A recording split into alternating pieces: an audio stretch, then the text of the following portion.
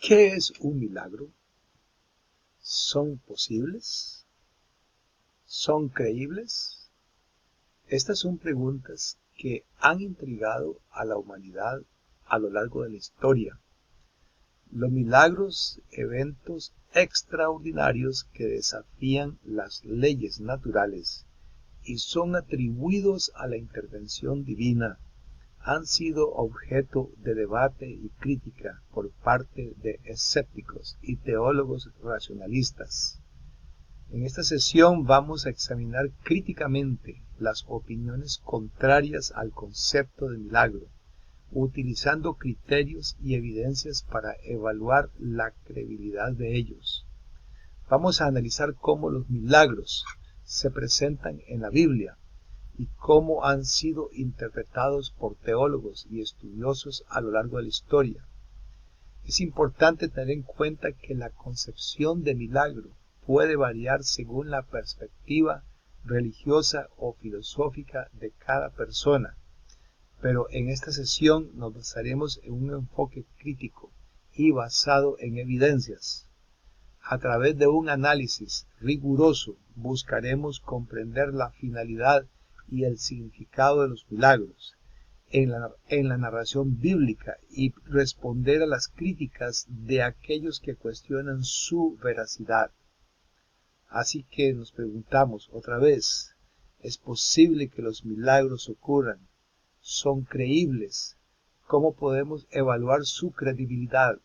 Acompáñenme en esta exploración crítica del concepto de milagro y descubramos juntos su significado y relevancia en la historia y teología cristiana. Comencemos. ¿Qué es un milagro? Un milagro es cuando algo increíble sucede, algo que va en contra de las leyes de la naturaleza, y solo se explica como obra de la divinidad. Es como si Dios dijera, aquí estoy yo mostrándome en toda mi gloria. Pero ¿qué dice el cristianismo al respecto? Pues resulta que el cristianismo acepta los milagros y los ve como acciones divinas, fuera de lo común, que van en contra de lo que esperaríamos en el curso normal de la naturaleza. Son como esas cosas que no pueden ocurrir por causas naturales, pero que de alguna manera por el poder de Dios suceden. Y todo eso tiene un propósito, y es mostrarnos que Dios ha intervenido en la historia. Es como si Dios nos dijera, he aquí yo estoy actuando en este mundo terrenal. Ahora bien, el milagro más importante de todos, el que lo cambia todo, es la resurrección de Cristo. La resurrección de Jesús es como la joya de la corona de todos los milagros, porque toda la fe cristiana se basa en ese acontecimiento. Es como el centro de la gravedad, la piedra angular, y es que si Cristo resucitó entre los muertos, entonces eso lo cambia todo. ¿No le parece asombroso? Por esta razón aquí viene la pregunta del millón. ¿Qué dice la razón acerca de los milagros? ¿Son posibles? ¿Podemos creer en ellos desde una perspectiva lógica y razonable? Pues eso es lo que vamos a explorar hoy. Así que preparémonos para un viaje de reflexión y pensamiento profundo. Y con esto concluyo mi exposición inicial sobre los milagros en el cristianismo. Espero haberle picado la curiosidad y que esté preparado para sumergirse en este apasionante tema. Vamos a descubrir juntos qué dice la razón acerca de los milagros. Gracias por prestar atención. Nos preguntamos, ¿es posible que ocurran los milagros? En su tratado teológico político de 1670, el filósofo Baruch Spinoza, aunque creía en Dios, negó la posibilidad de los milagros basándose en estas 4 ideas clave. Primero, nada sucede contra el orden inmutable de la naturaleza, según Spinoza. Él veía a Dios como el propio orden de la naturaleza, no como un ser personal y trascendente. Según Spinoza, Dios no podía alterar el orden de la naturaleza, porque Él mismo era ese orden. Segundo, la existencia y providencia de Dios se entienden mejor a través del orden fijo e inmutable de la naturaleza. Spinoza sostenía que Dios no intervenía en la naturaleza una vez que la había creado, como un relojero que da cuerda a un reloj y lo deja funcionar. Tercero, lo que la Biblia presenta como milagros, según Spinoza, son en realidad cosas explicables por causas naturales. Spinoza argumentaba que los llamados milagros en la Biblia tenían explicaciones científicas basadas en causas naturales. Cuarto, la Biblia no tiene como objetivo, según Spinoza, dar una explicación científica, por lo que es necesario distinguir entre el relato del milagro y lo que realmente sucedió. Estas cuatro ideas de Spinoza, que tienen su origen en su concepción panteísta de Dios, influyeron en otros pensadores modernos y contemporáneos, como los naturalistas y positivistas científicos del siglo XIX.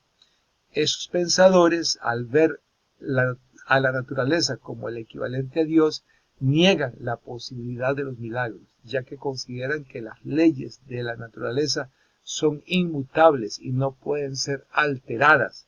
Sin embargo, desde la perspectiva del teísmo, que acepta la existencia de un Dios creador fuera del universo y del tiempo, es posible que haya milagros. Si un Dios creador diseñó las leyes del cosmos, también puede anularlas cuando lo desee por amor al ser humano. Por lo tanto, los milagros son posibles desde esta perspectiva. Muchos intentan explicar los milagros de la Biblia como sucesos naturales, pero ¿pueden las causas naturales convertir el agua en vino, hacer que un hombre camine sobre el agua, curar a un paralítico de nacimiento o resucitar a un cadáver?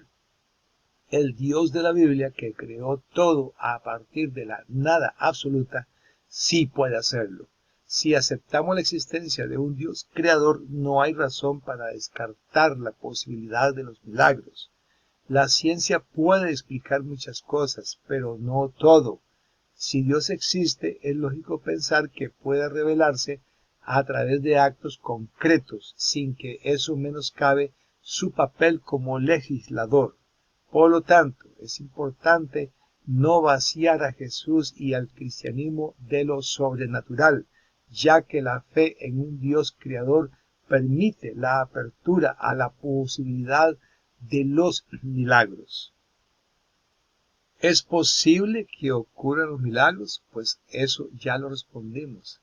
Ahora nos preguntamos, ¿son creíbles los milagros? Hablemos entonces de los milagros mismos. David Hume, ese filósofo británico, tenía algunas ideas interesantes sobre el tema en su obra Investigación sobre el entendimiento humano. Según Hume, la experiencia es lo que nos dice cómo son las cosas, no la razón en sí misma.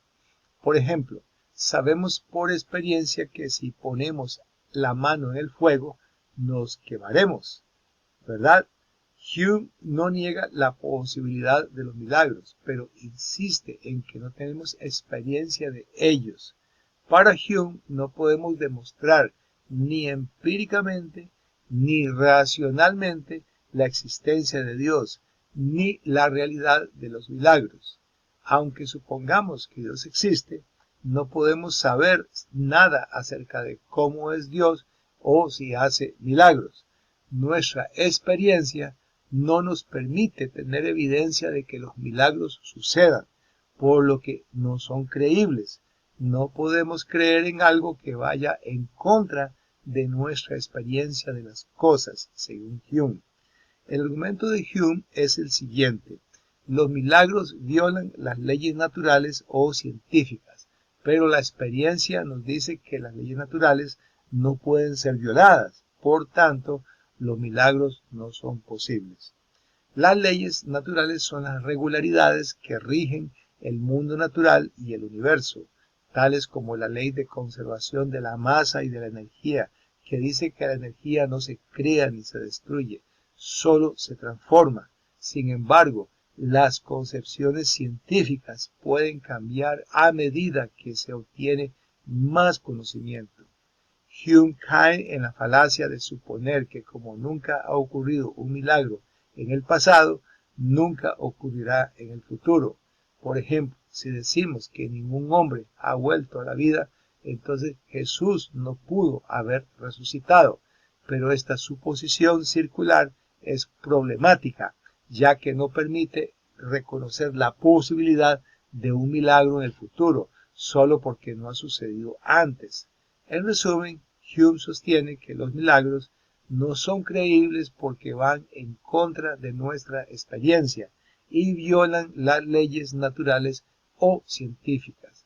Sin embargo, su argumento se basa en suposiciones circulares y descarta de entrada la posibilidad de milagros sin analizar la evidencia en sí misma. Pasamos ahora a hablar sobre criterios para determinar si un evento es un milagro. Y el primer criterio es que el milagro debe ser reconocido.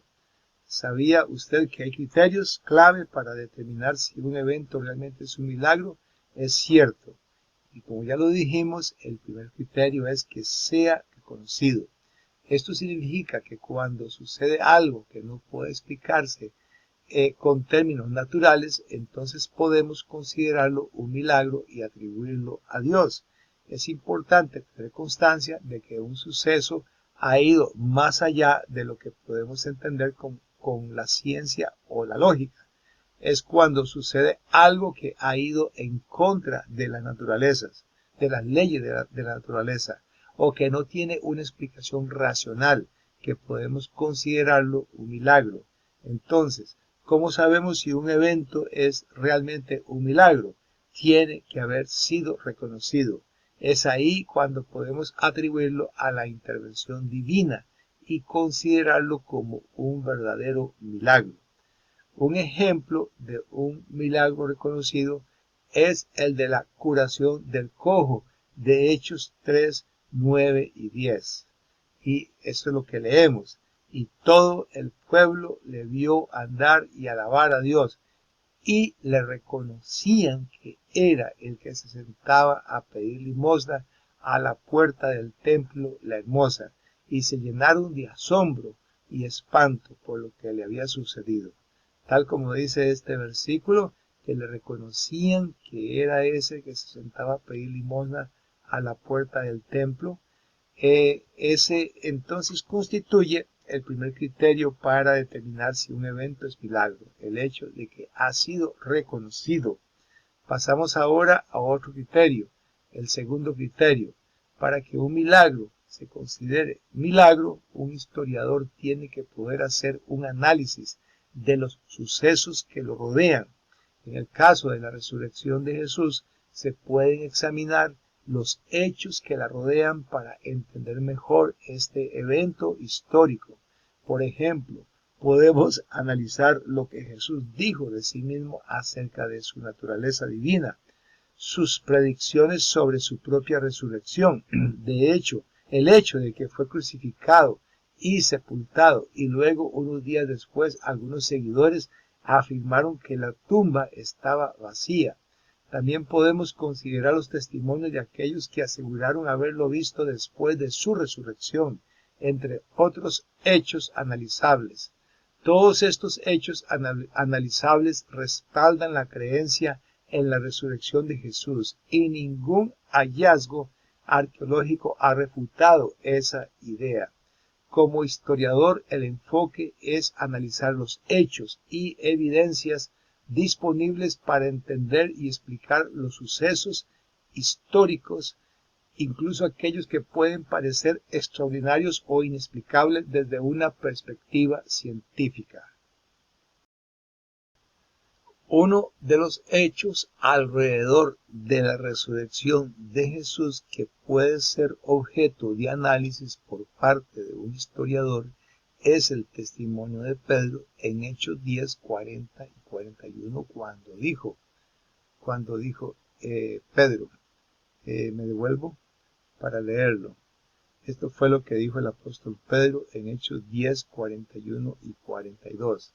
A este levantó Dios al tercer día e hizo que se manifestase, no a todo el pueblo, sino a los testigos que Dios ha ordenado de antemano, a nosotros que comimos y bebimos con él después que resucitó de los muertos. Este es el segundo criterio para determinar si un evento es un milagro, que un historiador pueda hacer análisis de los sucesos que alrededor del milagro. Muy bien, pasamos ahora al tercer criterio para determinar si un evento es un milagro, y es que el supuesto milagro pueda ser revisado. Hay que evitar caer en el error de ver a Dios como un tapagujeros. En ocasiones, mientras la ciencia no podía explicar algún fenómeno natural, alguien decía que era así porque Dios lo había hecho así. No obstante, el avance del conocimiento científico hacía que se llegara a entender el funcionamiento del fenómeno, y la ciencia descubría la explicación natural y Dios quedaba en entredicho o iba siendo arrinconado poco a poco. Pero también está el error contrario. El naturalismo considera que hay que esperar siempre que un día la ciencia explicará de forma natural todos los milagros. Se podría hablar aquí de la ciencia tapamilagros, pues bien, ni lo uno ni lo otro. A pesar de todo, hay hechos que cuanto más avanza el conocimiento científico, más recalcitrantes se vuelven. Son sucesos que se resisten a cualquier intento de explicación científica o naturalista, como la resurrección de un muerto, el origen del universo, el origen de la vida, la aparición de la conciencia humana, el origen del lenguaje, por ejemplo. El relato del partimiento de las aguas del Mar Rojo en el libro de Éxodo es un evento descrito como un milagro y no hay una explicación científica o naturalista universalmente aceptada para dicho suceso. Sin embargo, algunos estudiosos han propuesto posibles explicaciones que podrían considerarse naturalistas. Una de las teorías propuestas sugiere que el evento pudo haber sido causado por un fenómeno natural conocido como efecto del viento sobre las aguas. Según esta teoría, fuertes vientos del este podrían haber soplado sobre el Mar Rojo, empujando el agua y creando un corredor temporal de agua baja en una parte del mar, lo que permitió que los israelitas cruzaran a pie seco. Sin embargo, esta teoría ha sido objeto de debate y crítica, ya que no explicaría cómo las aguas que se mantuvieron separadas el tiempo suficiente para que los israelitas cruzaran y luego volvieran a inundarse cuando los egipcios los persiguieron. Pasamos ahora al cuarto criterio para determinar si un evento es un milagro, y es la credibilidad basada en testimonios. La evidencia de los testimonios es clave para la credibilidad de un milagro. Cuantos más testigos haya de un milagro, más creíble se vuelve. ¿Por qué? Porque la veracidad y la cantidad de testimonios aumenta la confianza en la autenticidad del evento. ¿No es así? Imaginen a varias personas independientes entre sí que afirman haber presenciado un milagro. ¿No sería eso impactante? La evidencia de los testimonios es fundamental para establecer la credibilidad de un milagro. Cuantos más testigos se presenten, mayor será la fortaleza de la evidencia. Por supuesto, la calidad y la veracidad de los testimonios también importan. Es importante que los testigos sean creíbles y que sus relatos sean coherentes y consistentes. Un ejemplo de credibilidad basada en testimonios lo encontramos en 1 Corintios 15, 3 al 8, donde habla que Jesús resucitó al tercer día y que se apareció a Cefas y luego a los 12. Después dice que se apareció a más de 500 hermanos a la vez, de los cuales muchos aún viven y otros ya han muerto. Luego se apareció a Jacobo, después a todos los apóstoles. Y por último, dice el apóstol Pablo, se me apareció a mí, que soy como un niño nacido fuera del tiempo. Pasemos ahora al quinto y último criterio, y es que para que un evento se considere milagroso, tiene que ser señal dentro de un contexto explicativo. El milagro siempre se presenta como una señal, es decir, en un contexto explicativo. Tomemos, por ejemplo, la resurrección de Jesús. Otra vez, no es solo un hecho milagroso, sino también un evento que se ajusta a las afirmaciones del propio Cristo acerca de su divinidad. Es coherente con sus enseñanzas y refuerza nuestra creencia en ellas. Solo aquellos dispuestos a valorar el testimonio de Jesús y los hechos relacionados con su resurrección pueden aceptar la veracidad de tal milagro. El valor de los milagros en el Nuevo Testamento radica precisamente en que su realidad histórica señala o apunta a una realidad aún más milagrosas. Por ejemplo, leemos sobre cómo Jesús alimentó a una multitud multiplicando unos pocos panes y peces, pero eso fue solo una señal de un milagro mucho más grande, la transformación de las vidas humanas a lo largo de la historia y la posibilidad de una vida eterna después de la muerte para todos aquellos que se alimentan espiritualmente de Jesús. Por lo tanto, sin la obra del Espíritu Santo en el corazón y la mente de las personas, el milagro de la fe no es posible. Los argumentos racionales, filosóficos e históricos por sí solos no son suficientes y se quedan cortos. Sin embargo, si no reflexionamos previamente sobre la veracidad de los relatos evangélicos, especialmente sobre la resurrección, la labor del Espíritu Santo corre el riesgo de quedarse en una fe poco elaborada, en una credulidad poco madura.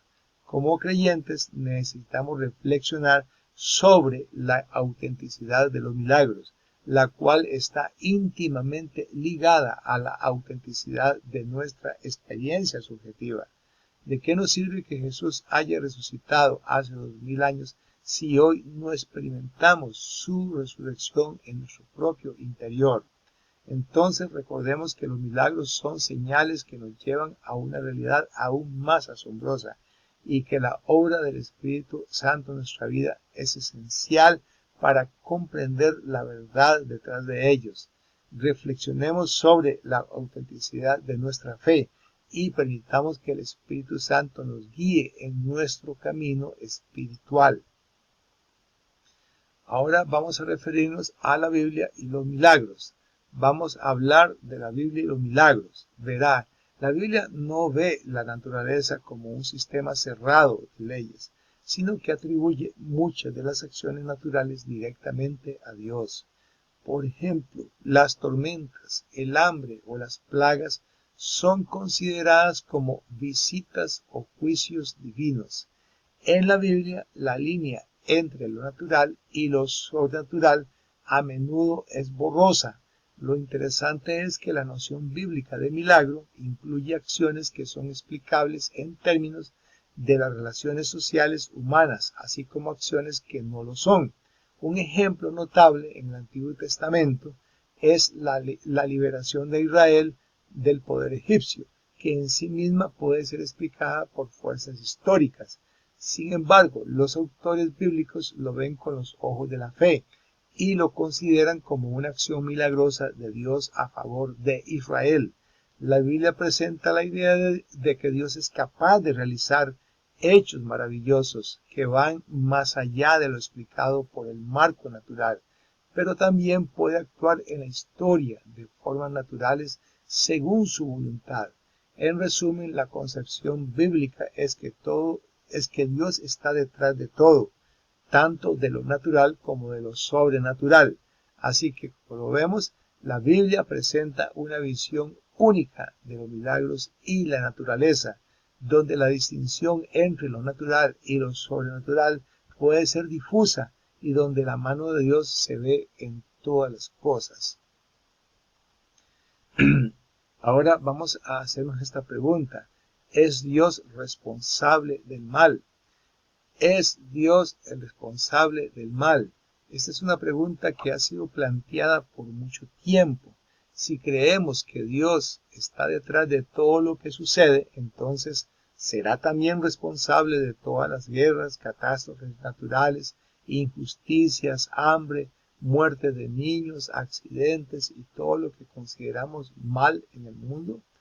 Hace 2300 años, un filósofo griego llamado Epicuro planteaba a la gente en las calles de Atenas un terrible dilema. Epicuro decía, frente al mal en el mundo existen solamente dos respuestas. O Dios no puede evitarlo o no quiere evitarlo. Si no puede, entonces no es omnipotente. Y si no quiere, entonces es un Dios malvado.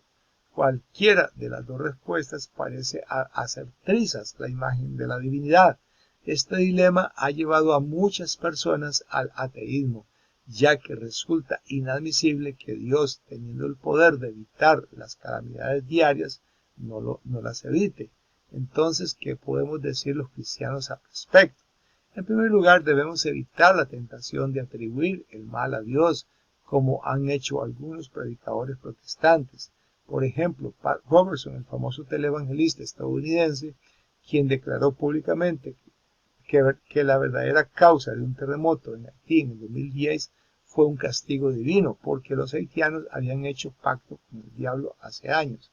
Este tipo de afirmaciones, además de ser ofensivas para Dios y para los haitianos, elimina nuestra responsabilidad humana en los eventos.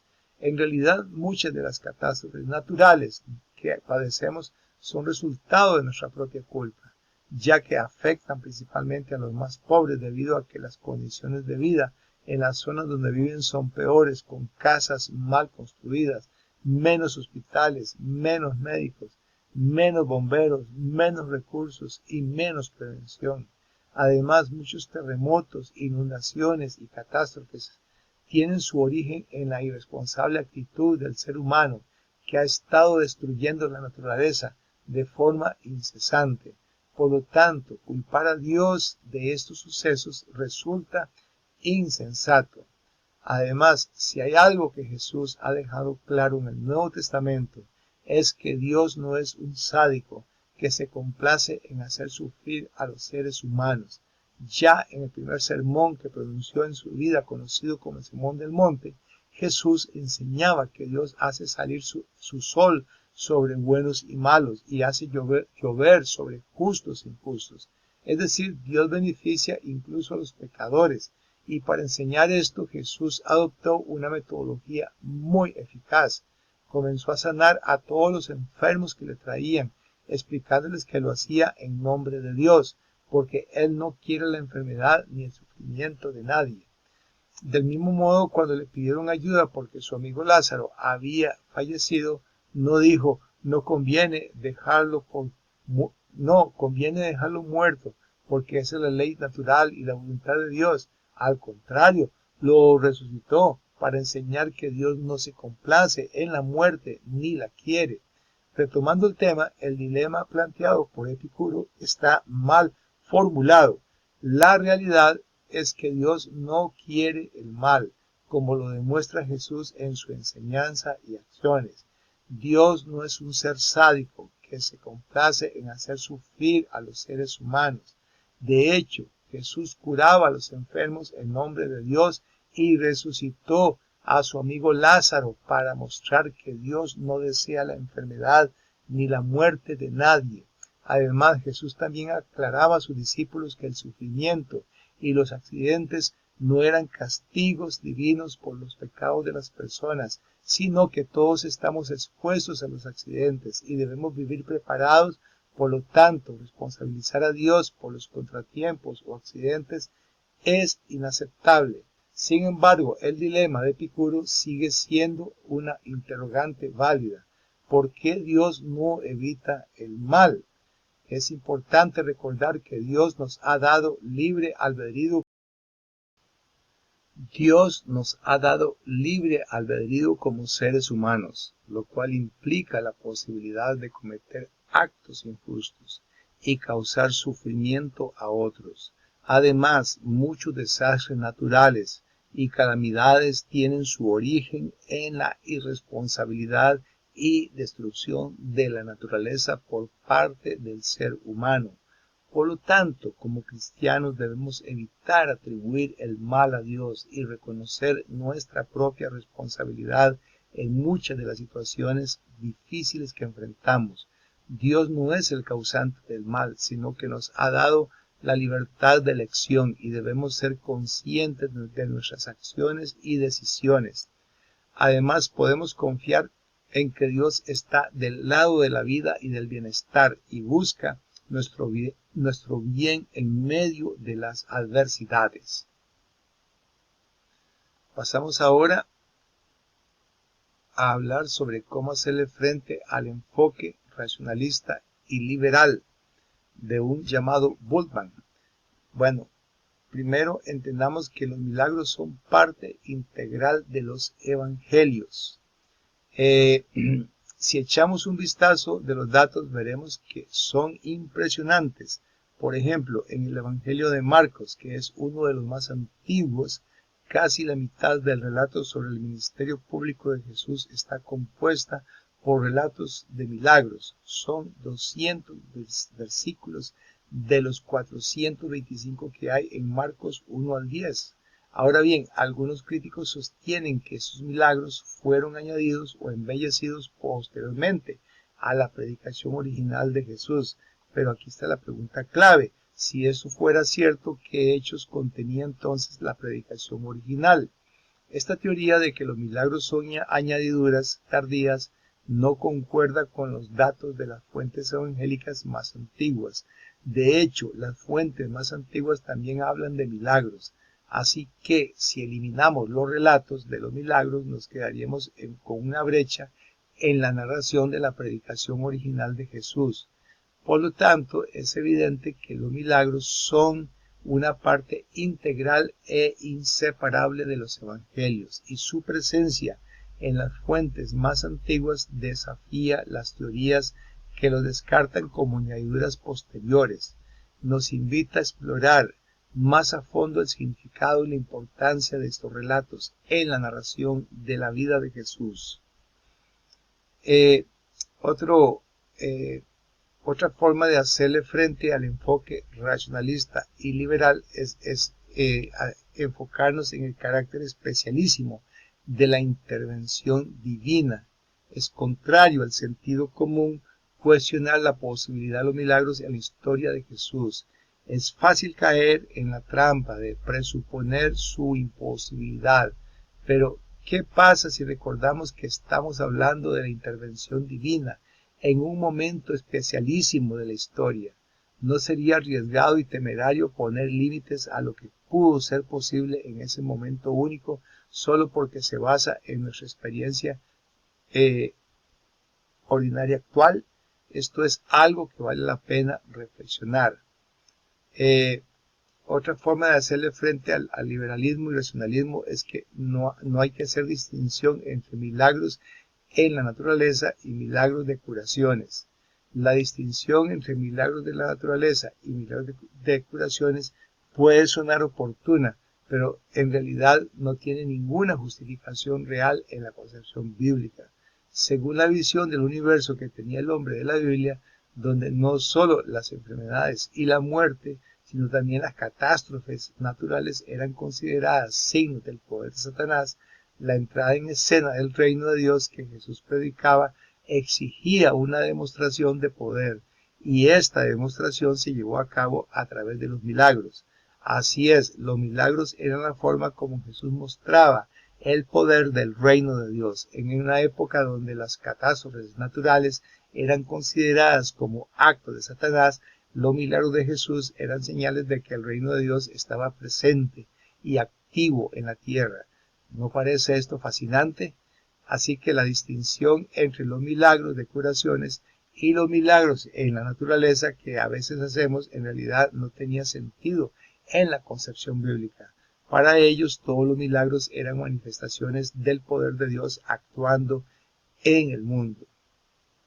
Otra forma de hacer frente es que el propósito de los milagros no era simplemente realzar la figura de Jesús.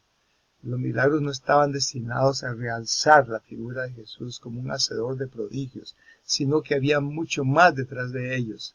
Si observamos detenidamente los evangelios, notaremos que Jesús constantemente se negaba a hacer milagros de manera ostentosa. No pretendía alardear de su poder sobrenatural, como vemos en pasajes como Mateo 4, 5, 7, Lucas 23, 6 al 12, Marcos 8, del 11 al 13, Mateo 12, 38 al 42 y Marcos 15, 31 al 32.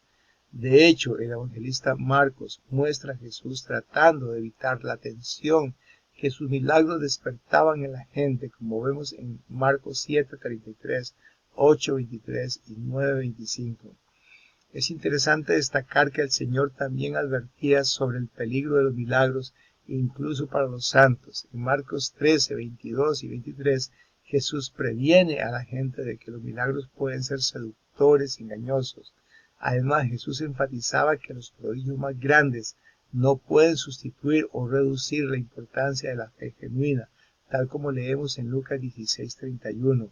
Por lo tanto, podemos concluir que los milagros en el Evangelio de Jesús no fueron creados para realzar su figura como un hacedor de prodigios, sino que había un propósito más profundo detrás de ellos. Jesús se mostraba humilde y cauteloso en su enfoque de los milagros, enfatizando la importancia de la fe genuina y advirtiendo sobre los peligros de los milagros seductores. Hay una diferencia entre la fe antes y la fe posterior a la resurrección. Realmente la hay. Y la resurrección de Jesús es el milagro definitivo que cambió todo. En los relatos de los milagros anteriores, la fe de los seguidores de Jesús no tenía la misma riqueza y profundidad que experimentaron después de su resurrección. Si eliminamos el milagro de la resurrección, Jesús simplemente quedaría como un taumaturgo más, o un mago, o un hacedor de maravillas como tantos otros. Pero la resurrección cambió todo, porque Jesús no solo fue un maestro de moral, sino que se convirtió en el Hijo de Dios que venció a la muerte misma. La resurrección dio sentido a toda su predicación y ministerio. Es importante destacar que la fe en la resurrección no es solo una fe en un milagro más, sino que es una fe dirigida al poder de Dios que operaba en Jesús. Los demás milagros que realizó Jesús, como la expulsión de demonios, la curación de enfermedades, la revivificación de personas fallecidas y el control sobre la naturaleza, eran manifestaciones del poder divino de Dios sobre el mal y lo demoníaco, y eran parte de su lucha contra Satanás. Así que la resurrección de Jesús no es solo un milagro más, sino el milagro definitivo que transformó la fe de sus seguidores y cambió la historia para siempre.